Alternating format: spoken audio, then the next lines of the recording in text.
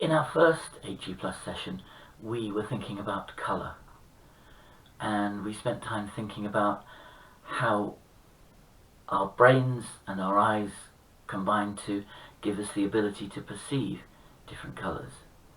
So we started from the familiar idea of the visible spectrum, the idea that white light is actually a combination of colours ranging from violet through indigo, blue, green, yellow, orange and red.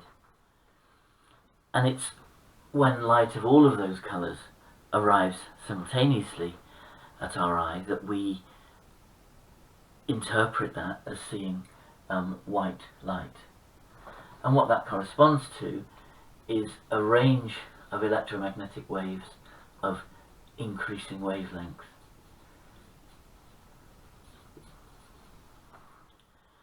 And when that white light, that combination of electromagnetic waves, interacts with matter, we got the idea that matter is able to absorb some of those electromagnetic waves and not others, and therefore to edit the combination of colours left in the spectrum. So if we focus on yellow, for example, we saw that if you have a card like this, which we perceive as having a yellow colour, naively we might have thought that that would have arisen by taking away all of the other colours and just leaving the yellow in the spectrum.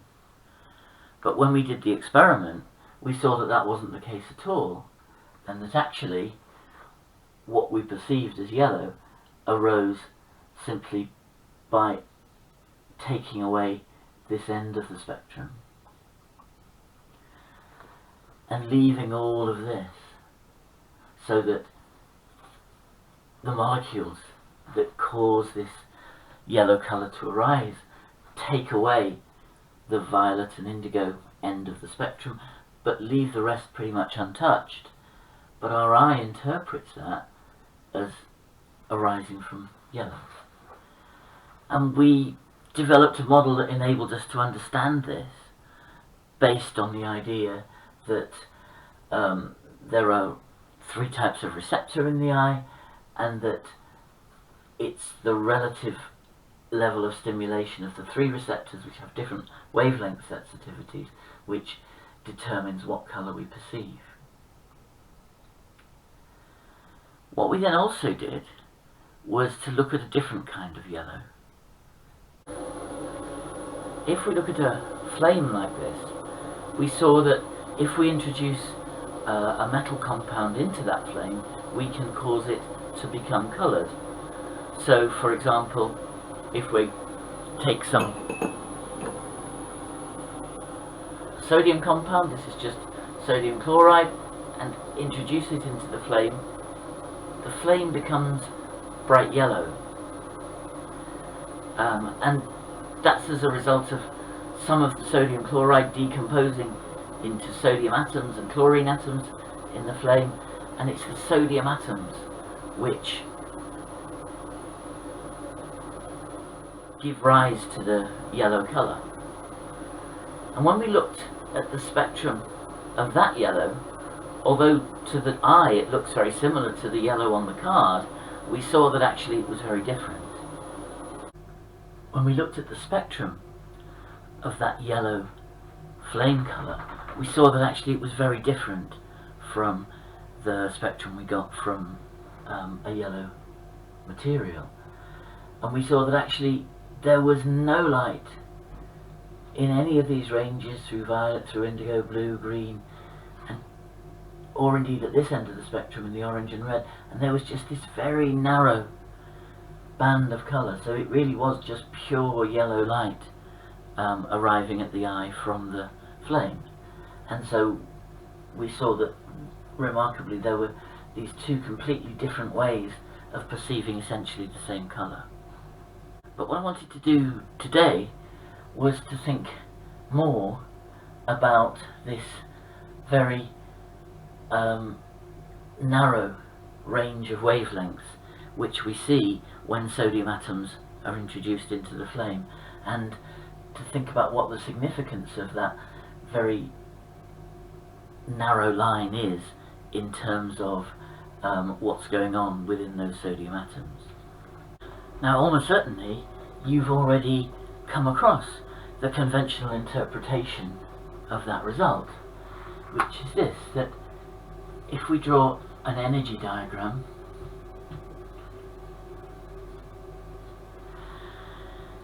that a sodium atom in its normal resting state, which we call the ground state, has a certain fixed energy level, and that when we put that sodium atom into the flame, it's able to pick up energy which takes it into an excited state, which has a higher energy. But that the atom is unstable in that excited state, and so pretty quickly it will revert to the ground state, but of course it has to lose energy in order to do that. So when it makes that transition, it loses energy in the form of light. Okay, so light energy is lost. And because that's a very specific energy gap, we're told that corresponds to a very specific colour. Okay, so the energy gap corresponds to yellow light. So that's the story of how these coloured flames arise. But what I want to ask you is, when you learned that, if you've come across that before, how shocked and upset were you by this model? And if you weren't shocked and upset at all, well, then you should have been. And that's what I want to encourage you to do today, is to become shocked and upset. Because what this is saying is that atoms can only have certain specific energy levels. Because if we had been able to excite the atom to a different energy level, here or here or here or here or here, we would have had different energy gaps, and therefore if it's the energy that corresponds to the wavelength, we would have seen different colours, and if we had been able to excite it to any old energy up here, then we would have got all colours, and therefore we would have seen white light and not yellow.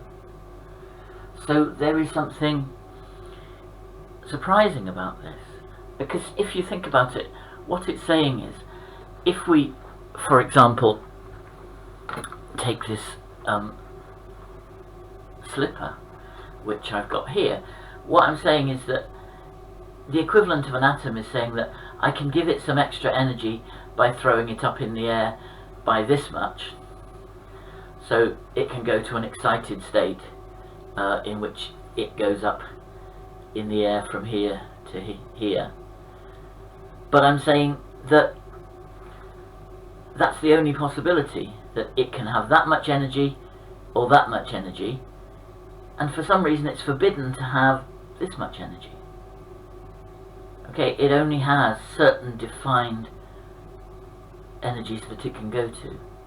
And this idea that things are forbidden to have certain energy seems bizarre, because obviously in the real world, you know, I have the power to lift this slipper up to any height I feel like, you know, within the range that's accessible to me.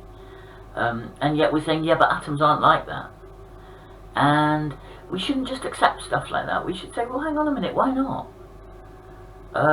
That seems like something that's really bizarre, that only certain energies are accessible. So that's really what we're going to focus on today, is to drill down more deeply into this idea that there are certain fixed energy levels in atoms, and ask the question, well, why should they be fixed? If you draw a graph of the results which shows the current as a function of the wavelength of the light coming in here, what you find is that if you start from long wavelength, you get no current at all, regardless of how intense that light is, until you hit a certain wavelength, and then suddenly it jumps up like this, and you get a current which tells you that electrons now suddenly are able to escape.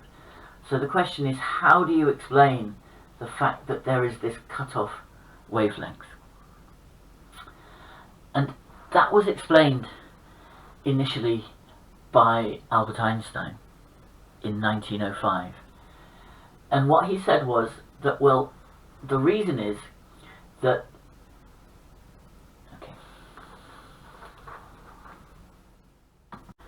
now our starting point for this is going to be to look at something called the photoelectric effect. So here's an experiment. You have two metal plates here, one of which has got a negative charge relative to the other one, but there's a gap between them. And what you find is that if you connect an ammeter into a wire between the plates, under normal conditions it reads 0, because there is no way for electrons, or indeed any other charged particles, to jump between those two plates. However,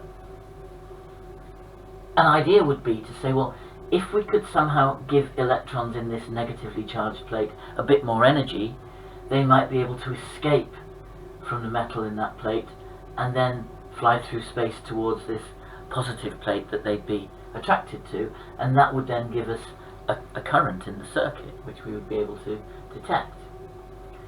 So the question is, well, how could we give more energy to the electrons in that negatively charged plate? And one idea would be to shine light on it.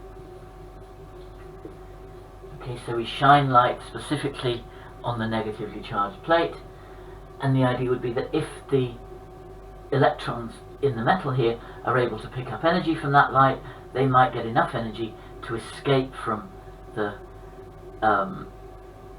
metal, jump through space to this one, and we would detect that by detecting a current in the circuit.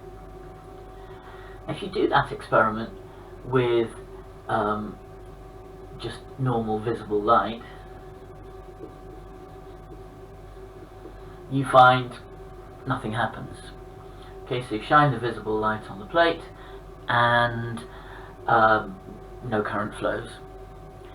So common sense says, well, that's because we're not putting enough energy in.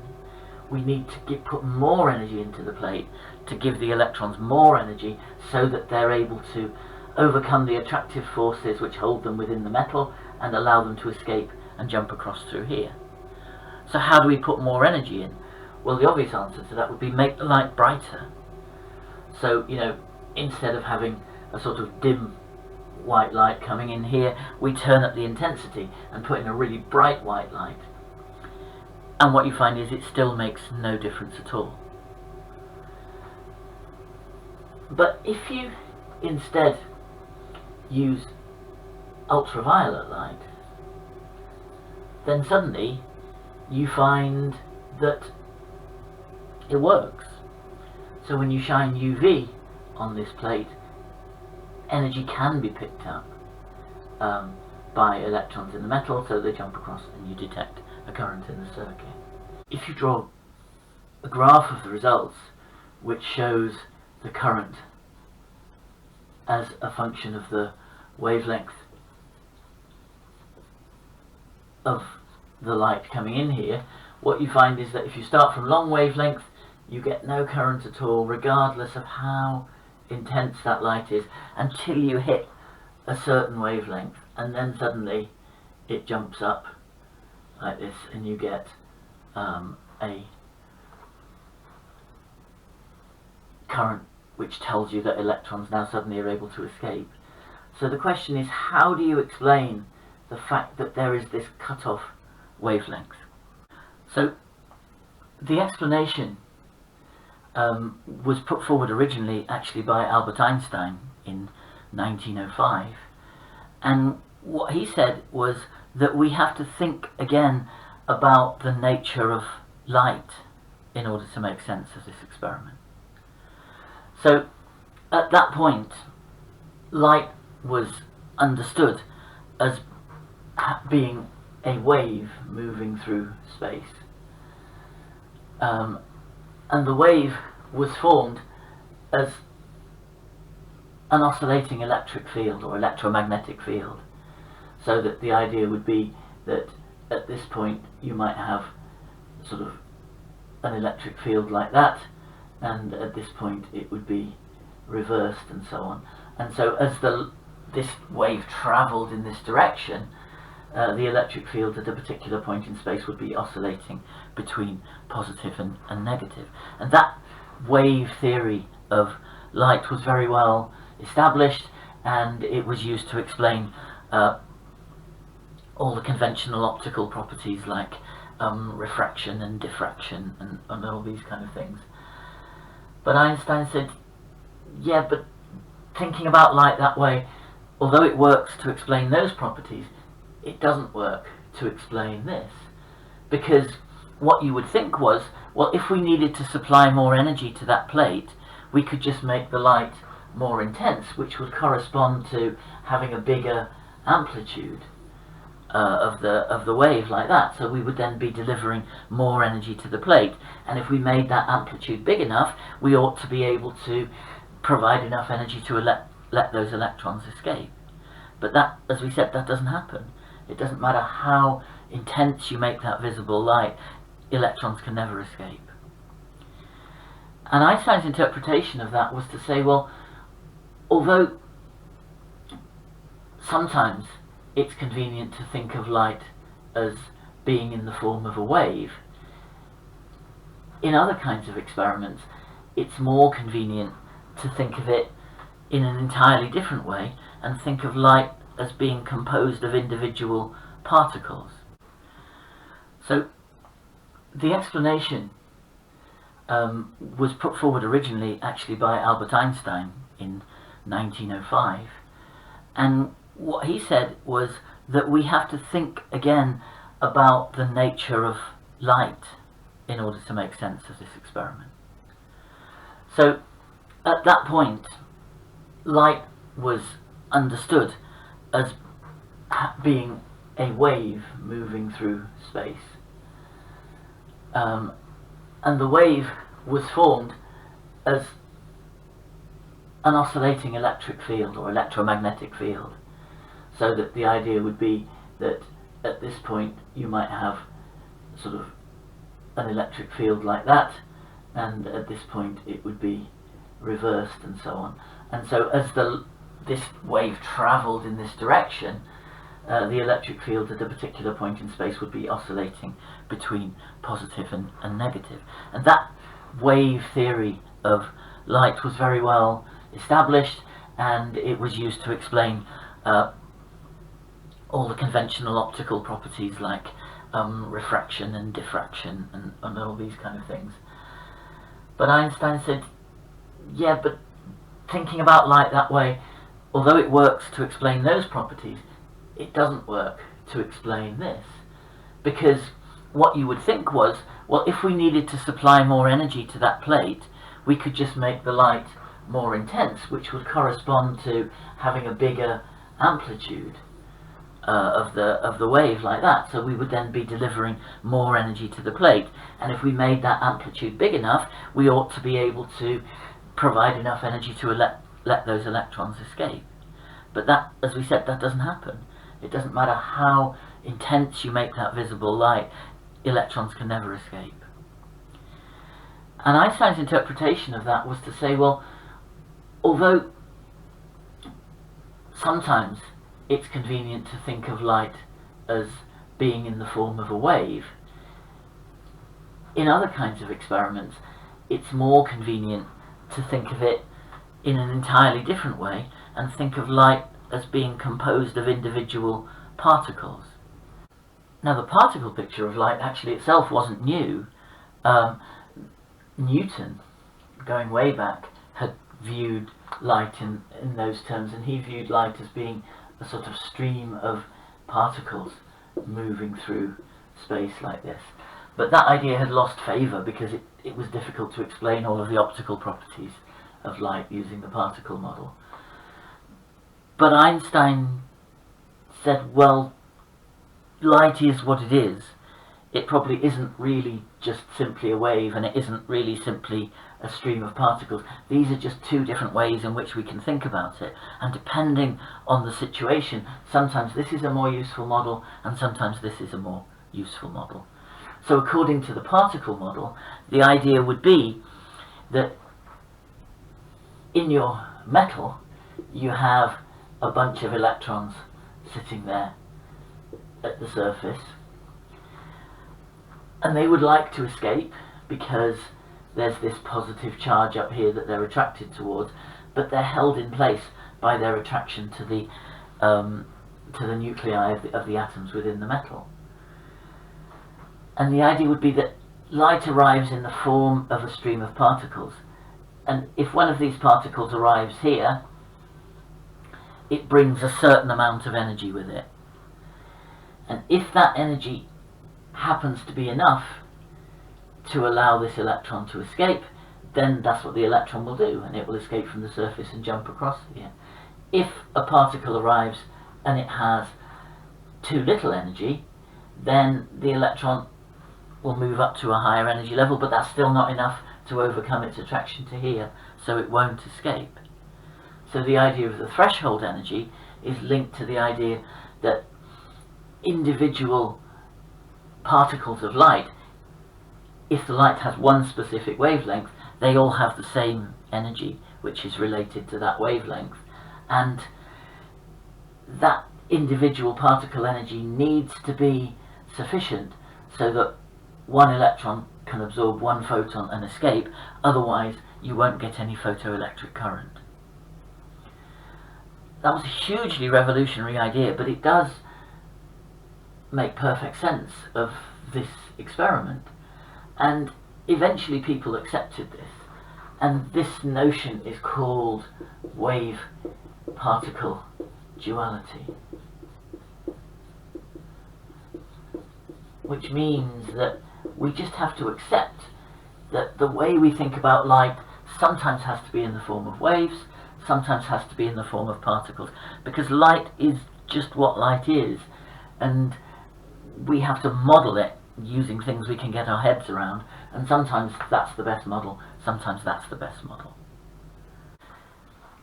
Now there is an equation which relates the energy of an individual particle of light, and as I'm sure you know, those particles of light are called photons, and the equation that relates the energy of a photon to its wavelength is this. So E is the photon energy,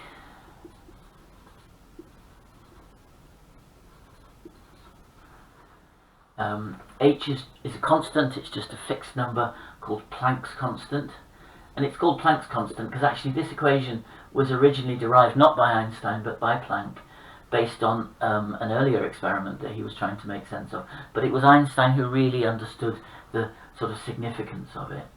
But this is Planck's constant. C is the speed of light,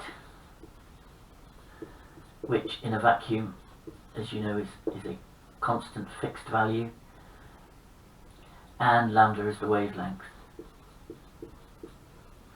So because both Planck's constant and the speed of light are constants, that means that a given wavelength corresponds to a fixed energy.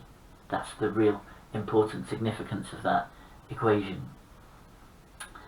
And the idea therefore would be that the shorter the wavelength, in other words the smaller the number on the bottom, the bigger the value of the energy would be. So the shorter the wavelength of the light, the higher the energy of the photon, and eventually that wavelength becomes short enough that the energy carried in an individual photon is enough to allow an electron to escape from the metal and create a photoelectric current.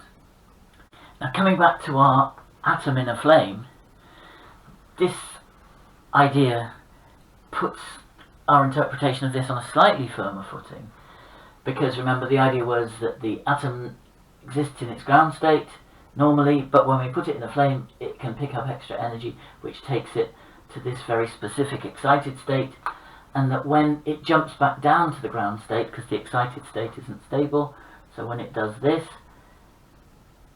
it loses energy. And we can now be a bit more precise about what we mean by that. Instead of just saying it loses energy as light, we can say, well, it loses energy in the form of one specific photon. One particle of light is emitted, and because this corresponds to a specific energy gap, then using that equation, E equals hc over lambda, a specific energy gap corresponds to a specific wavelength. So we've sort of tightened up this idea of the connection between a specific energy gap and a specific colour. But actually we're no further forward in terms of the question of why the excited state has only this specific energy and why it isn't possible to have other excited states. So we're going to need more big leaps in our thinking in order to make sense of that. So let's start by thinking about the sort of model of an atom which you will have learnt at GCSE, and which essentially was the way people were thinking about atoms at the beginning of the 20th century. So if we're talking about our sodium atom, the idea is, remember, that it has the nucleus in the middle, which has its positive charge, and the electrons are viewed as particles orbiting the nucleus. So you would have this circular path, and the electron is a chunk of stuff. It's a particle which orbits the nucleus. And if you remember your GCSE chemistry, a sodium atom has 11 electrons, and the conventional model said, well, they're arranged in this very specific way. So you can put 2 of them in this lowest energy level where they're orbiting at this particular distance from the nucleus, and then the next 8 are in a higher energy level at a greater specific distance from the nucleus. Because they're further away from the nucleus, they have more energy, because that's just like with gravity, the further you are from the center of the Earth, the higher your potential energy. So the same thing here, the further the electrons are from the nucleus, the higher their energy. And the conventional model said, right, you can put 8 electrons into here,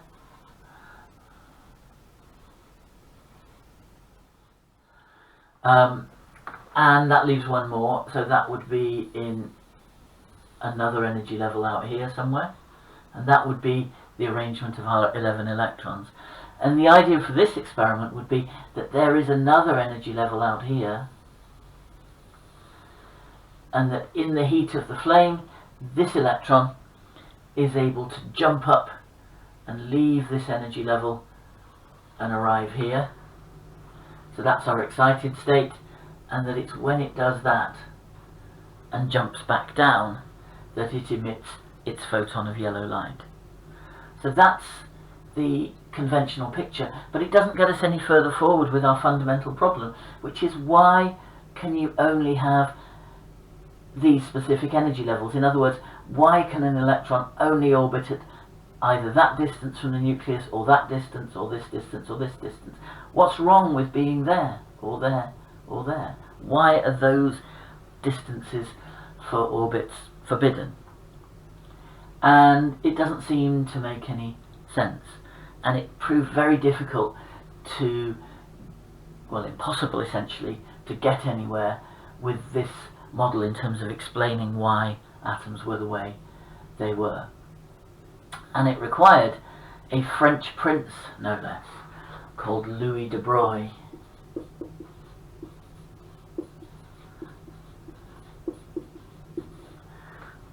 to make the next big leap forward. And what Louis de Broglie said was, well, we know from Einstein that light has this curious property that it can be understood either as a particle phenomenon or as a wave phenomenon. And he said, well, maybe that's true for electrons as well. Maybe instead of always thinking of electrons as particles, and we know sometimes they do behave as particles. If you eject electrons from a material, you can measure their velocity and you can measure their momentum, so that, you know, from the force that they create when they crash into things. So, you know, they behave just like little particles in all of those kind of ways. But he said maybe when they're in atoms, it would be more useful to think about them as waves. And so he proposed that wave-particle duality applies not only to light, but to matter as well. So what we're going to do is explore that idea and see whether that's helpful for thinking about what may be going on in an atom. So we need to try and think about how this wave-particle duality idea is going to work in the context of an atom. In a way, it's easier to visualize for light, because if we're thinking about light as a wave, then it has this sort of sinusoidal form, and that wave is just propagating in a specific direction in the same way that a wave propagates across water. So we can get our head around that idea. And if we think of light as a stream of particles, then it's a stream of particles all moving with a specific velocity in that direction. So both of those ideas are quite easy to get your head around in a qualitative way.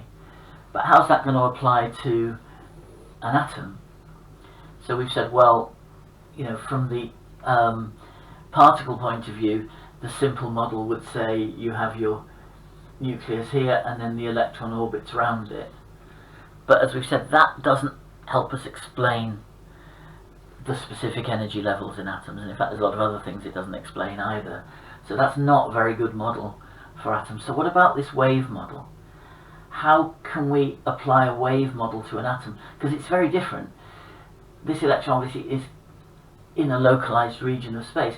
The attraction between the negative charge on the electron and the positive charge in the nucleus localizes it to a specific region of space around the proton. So the question is, how do we apply a wave model when that wave is constrained to be in a localized region of space? And the best way to think about waves constrained in that sort of way is to play with a guitar. Okay, so if I pluck my D string right in the middle, so this is at the 12th fret, which is right at the middle of the string, and if I pluck it there, I get a note that sounds like that. So what I've done there is created an oscillation. So by plucking the string, I've made it vibrate. And what I want you to do as your first real sort of thinking exercise here is to see if you can draw a picture of what that oscillation looks like. Okay, so if you start with that and draw that to represent your guitar string in its resting state, see if you can then draw a picture of what the oscillation looks like as that string is moving when we pluck it in the middle there.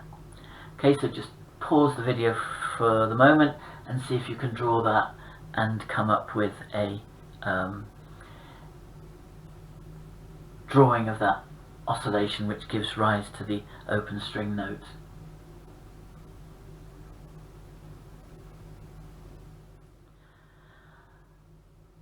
Okay, so if you've done that, what you may have drawn is something that looks a bit like this. So the idea is that when I pull the string with my finger, it stretches it into something that looks vaguely like that. And obviously I've had to apply force to bring it out to here, so I've given it potential energy. So when I let go of it, that potential energy will turn into kinetic energy, and the string will gradually move back towards this point. But when it reaches this point, it now has lots of kinetic energy, because the potential energy I gave it by stretching it into this form has now been turned into kinetic energy. So it won't stop at that point, because it still has kinetic energy, and so it will keep on moving, and it will move out to there. And if there were no friction, in other words, if there were no friction at the ends there, and there was no friction as it rubs against the molecules in the air, then it would keep on oscillating between there and there and there indefinitely, exchanging potential energy at this point to become kinetic energy there, turning into potential energy there, and then reversing and so on, and oscillating endlessly between those two points. In reality, because there is friction, both at the ends here where it's attached, but also with the molecules in the air, which of course is why you can hear the note, then actually the size of this oscillation gradually decreases, which is why the note then goes away. So that's the simplest kind of vibration that we can set up on a guitar string. Now the question is, what has this got to do with waves? But you can think of an oscillation like that as what we call a stationary wave.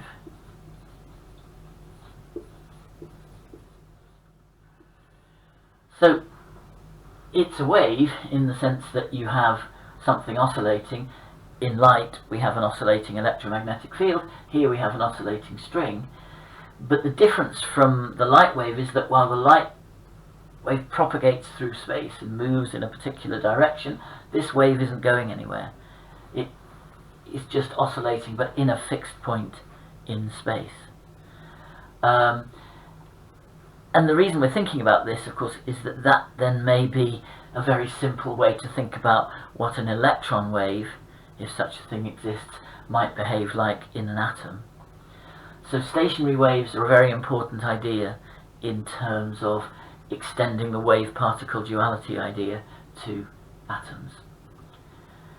Okay, so let's now go back to the guitar and extend that idea a bit further. Okay, so we've established then some kind of relationship between the idea of waves and the vibration of a guitar string. So the next thing is to look at this. Remember, so this is what we started with. This is what you get if you just pluck the D string in the middle there. But now I'm going to do something different. So what I'm going to do now is to, with this hand, just place my finger lightly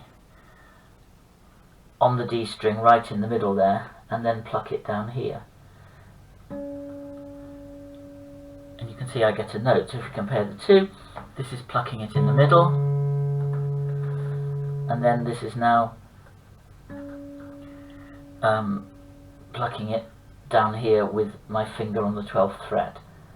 And notice my finger was only there at the beginning, and then I take my hand away, but you can still hear the note. So if you're musical, you can tell that the difference between those notes is 1 octave. So this is the original, and then this is what you get when you place your finger in the middle there, and you get a note that's an octave higher. And you can do that on any string. So if we go to the next string down, there's the original note, and then there's the octave note. So again, what I want you to do now is to see if you can think what that waveform looks like, that stationary wave that we've created, what it looks like when I place my finger in the middle there and pluck the note like that.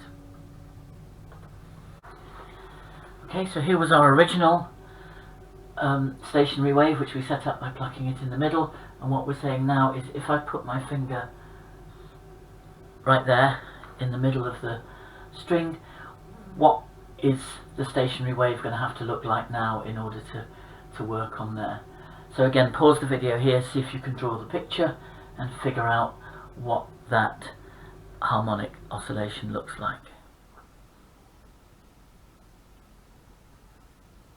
Okay, so what we've got there is now 3 fixed points where we've prevented the string from moving away from its original position. Obviously at the ends it's constrained, it has to be at that point there, it can't oscillate there, and by putting the finger there I also stopped it oscillating at that point. So what that would mean is that when we set up a vibration, it's going to have to look like this. Okay, so if this is the middle of the string here, we set up a vibration that looks like that, and then as the string vibrates, this will tend to move down here and this will move up here, and again the potential energy that I gave it setting up that initial distortion is converted into kinetic energy as it reaches the line in the middle, and then it just carries on moving therefore and sets up that distorted form, which then comes back again. And so you get this oscillation like that, but you get this point in the middle where there is no change. That point is stationary and it doesn't oscillate at all, and you call that a node in the stationary wave.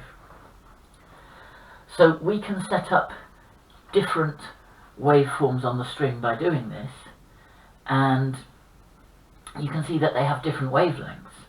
So if we think of one wavelength as being in terms of a sine wave, if you think of one wavelength as being that, the time taken to go through one cycle, because obviously it would then continue just doing the same thing again. So that's one full wavelength. And you could see that in our original stationary wave we just had half a wavelength set up on the string, but now we've halved the wavelength and therefore there's room for a whole wavelength on the string. Okay, so here's the next thing to think about. So here on the D string still, here's the fundamental, just plucking it in the middle there. Here's the harmonic that we generate by putting our finger in the middle there and generating this new waveform with half the original wavelength and this node in the middle, this point where there is no vibration. Now let's look at what happens if instead of putting my finger at the 12th fret and generating that note, I put my finger at the 10th fret and do the same thing and pluck it. And you can hear that what I get is pretty much just a dull thud. So contrasting this, which is the 12th fret, with that, there's a very clear difference. So your next job now is think about why is that? Why don't we get a nice clear ringing tone, whoops, when I pluck it there?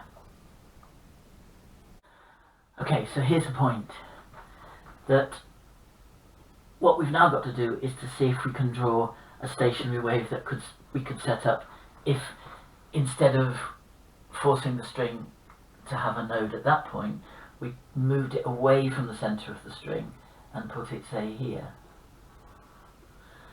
So you can see what the problem is going to be, which is that if that's our half wavelength, then if we extend that to here, it's going to be something like that. And that's impossible, because it has to go to 0 at the end.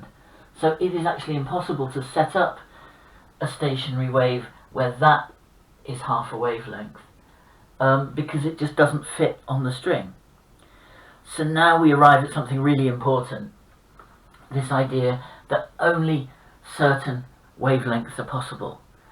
So a wavelength is compatible with this string if you can have half a wavelength or a whole wavelength, but not if you have some awkward function, some awkward value here, which is too long to fit a whole multiple of half wavelengths onto the string. So we have a situation where only certain wavelengths are possible. And if you come back to this relationship, which we derived for electromagnetic waves, if that were true for stationary electromagnetic waves, what it would mean is only, if only certain wavelengths are possible, then only certain energies are possible. And if de Broglie is right, and wave-particle duality applies to matter as well as it does to light, then the same thing could be true there. That if we set up a stationary wave in an atom, then only certain wavelengths might be compatible with the constraints implied by having the wave localized in an atom, and if only certain wavelengths are possible, then only certain energies would be possible. And that's what we wanted, an explanation for why only certain energies might be possible for an electron in an atom. So this is kind of an exciting possibility, and this was why de Broglie was very keen on this idea. Now if we extend that thinking a bit further, if this is the first harmonic, in other words the fundamental one when we just pluck the open string, this is the first harmonic when we effectively halve the wavelength by forcing the stationary wave to go to 0 in the middle of the string. So we get that. If we divide the string into 3, we should still be able to get a clear note, because obviously if we divide it into 3 equal segments, then we can still get a stationary wave which goes to 0 at the ends. So let's see if that works. So instead of putting it on the 12th fret, which gives you this note, I can put my finger lightly on the 7th fret, which is up here, and that actually exactly divides the string into 3, and you see what happens if we pluck that, which is we get a higher note, but it does still ring, and that means we've successfully divided the string into 3. So we get the fundamental, and then we get the harmonic, and then we get another harmonic, and the same on other strings. Okay, so we have these 3 harmonics that we've now managed to create, and obviously we could create more if we divided the string into 4 and 5 and so on. And the more nodes we put in, so we have no nodes here, 1 node there, 2 nodes there, the more nodes we put in, the shorter the wavelength is going to be. And so if these were electromagnetic waves rather than guitar waves, and we had this relationship, E equals hc over lambda, you can see that as we increase the number of nodes, the wavelength gets shorter, and so the energy gets bigger, because if this number on the bottom gets smaller, the energy gets bigger. So what would happen is that if we put these on an energy diagram like this, we would be saying, right, this had this much energy, this had a higher energy, this had a higher energy. And so we could think of this as the sort of ground state, the lowest energy state, and then this an excited state, and this a higher energy excited state. And what Louis de Broglie is proposing is that the same kind of thing happens with electrons in an atom. That the electrons behave like stationary waves when they're constrained within an atom, and in their ground state they will have a certain energy, but that they can have excited states which we generate by introducing more nodes into the structure, and those excited states will therefore have higher energies, related in the same kind of way to the wavelength of the electron wave in the atom. Now that was a hugely revolutionary idea. People had kind of come to terms with it for light, but the idea that matter could behave as waves, that took a whole lot more persuading. And in fact, when de Broglie first proposed it, he was a PhD student, and he wrote his thesis up, and his university didn't know what to make of it, because they just didn't know whether this was complete nonsense or a work of genius. And so they sent it to Einstein and said, well, what do you think?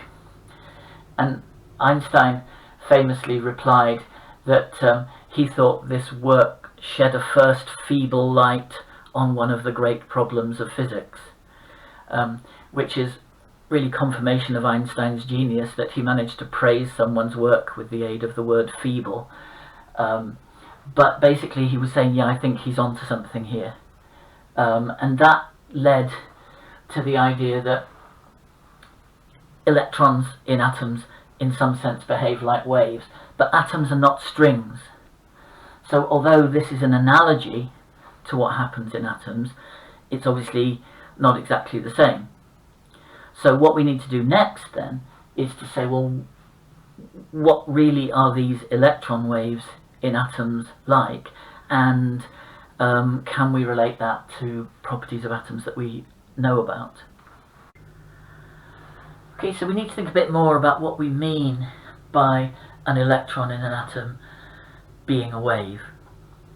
So obviously the analogy with the guitar string is hopefully helpful and has given us a lot to think about, but an atom is not a guitar string, and in particular it's three-dimensional, not one-dimensional. And secondly, the question is, what's vibrating? Obviously when the guitar string vibrates, what's vibrating are the actual atoms in the string, but what are we saying is oscillating in the case of an atom? And that second question is actually a really big one, which people don't entirely agree on even today. So obviously we could sort of think about an atom just as a very crude model, as saying, well, let's imagine it is one-dimensional, let's forget the three-dimensionality for the moment and model it as a guitar string. Then you could imagine that you could get waveforms which look like this, or like this, or whatever, in the same way as the ones we worked out on the guitar string.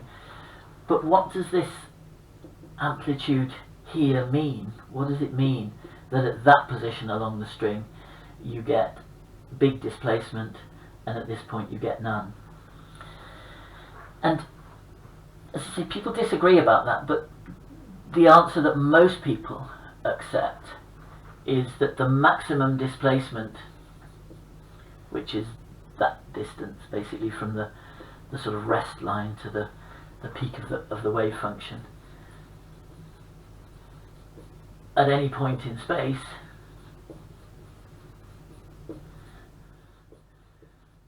depends on the probability,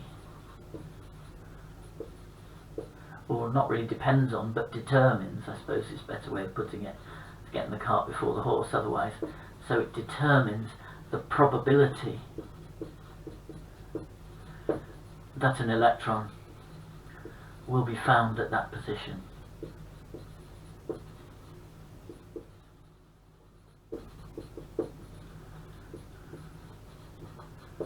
Now that looks innocuous enough, but that's what people get upset about. Because what that's saying is that this original idea that we started with, right, of electrons going round in circles around the nucleus, and we had this kind of picture. If that were true, then in principle you could define at any instant where an electron would be, because it would have, a defined path that it went round, and it would have a defined velocity, so you would be able to predict, looking forward into the future, where an electron would be in the atom at any point in time. What this is implying is that that's not possible, that actually electrons don't really have fixed positions in atoms. All there is this waveform which gives you a probability distribution of where an electron would be found if you forced it to appear at a particular point. So if you did an experiment that interacted with the atom and said, where's the electron, you would find there was this probability distribution. So if you repeated the experiment lots of times, you would find that there was quite a high probability of the electron being in this position, if this is your wave function, and a much lower probability of it being in those positions. And that idea that you can't know for sure where an electron is. In fact, that the electron doesn't actually have a real position until you do an experiment to force it to have a position. That physicists don't like, or lots of physicists didn't like initially anyway, when that theory came out, including Einstein himself. Even though he'd sort of laid the groundwork for all of this, he really resisted this idea that you can't in any deterministic way sort of say, right, this is where the electron will be at a given time if this is where it was before. And he famously said, God does not play dice, meaning that you can't just have this randomness. Everything ought to be predictable. But today most people accept that this is probably what these electron waves are. They're effectively probability distributions. And because the wave function can be either positive or negative, obviously you can't have a negative probability, so it's actually the wave function squared, which is the measure of the probability of an electron being found at a given point.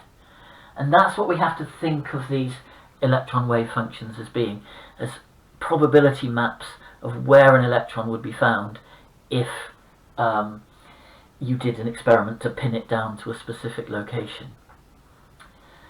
So that's fine, but obviously this model is not valid. Electrons are not strings.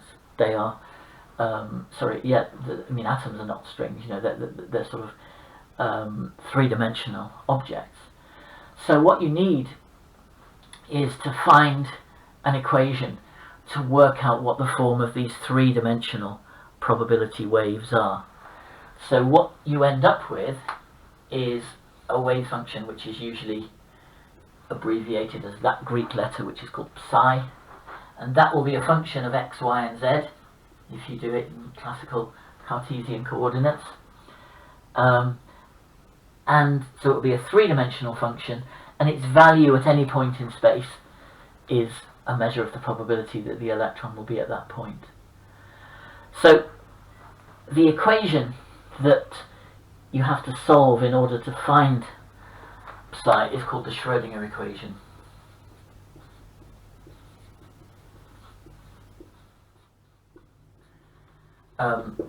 So Schrödinger was a physicist who was a bit of a fan of de Broglie's idea.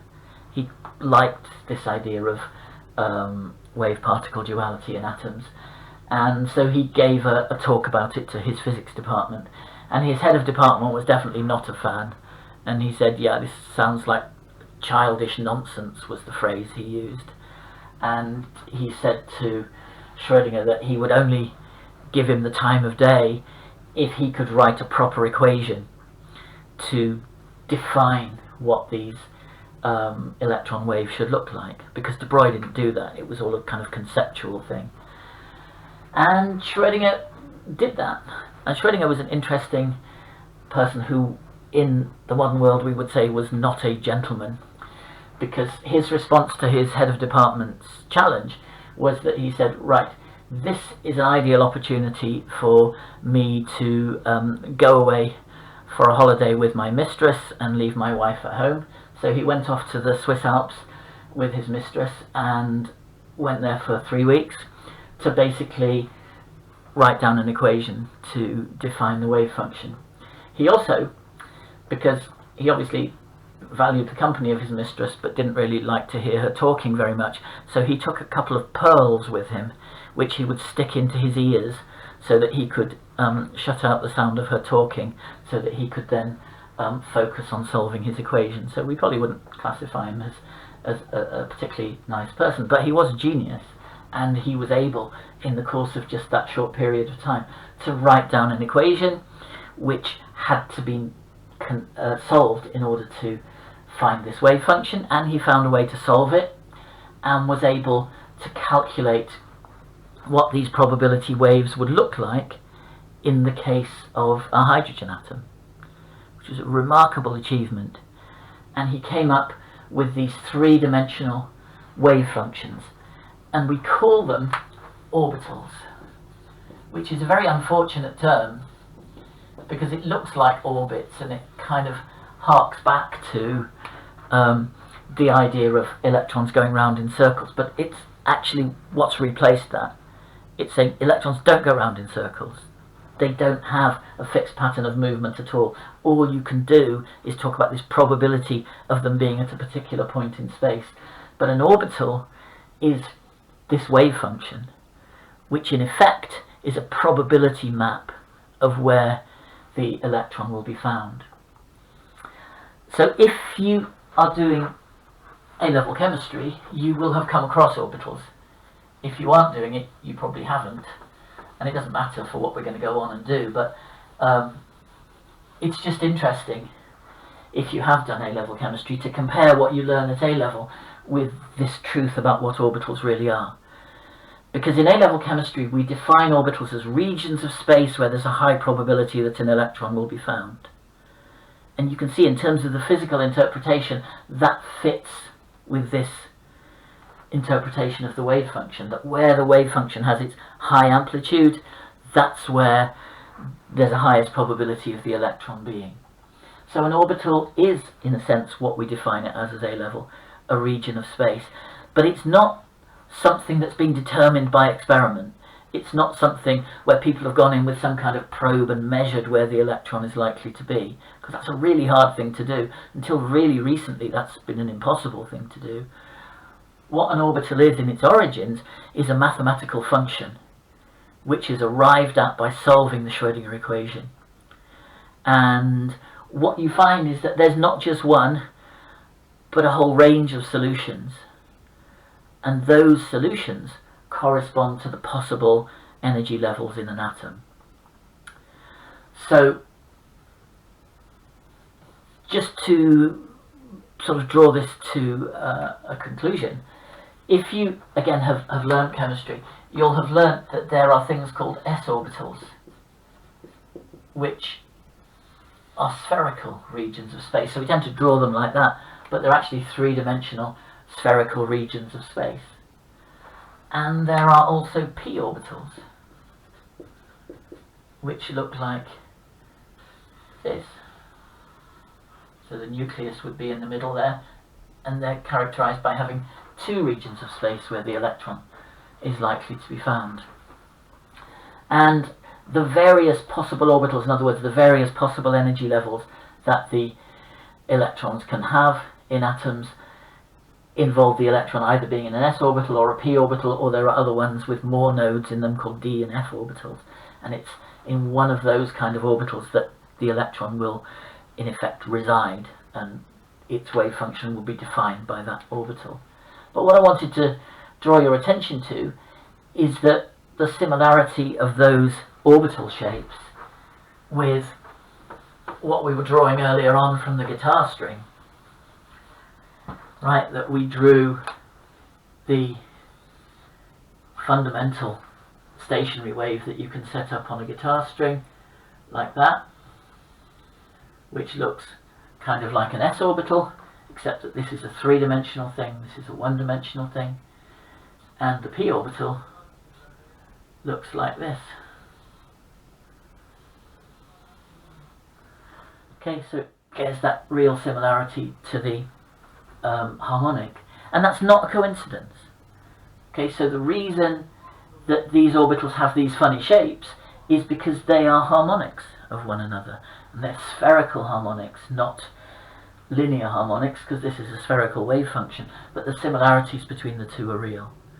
So this whole mysterious world of how electrons are behaving in atoms is basically understood by accepting this idea of wave-particle duality, that electrons in atoms are best understood not as particles whizzing round, but as waveforms defining the probability distribution.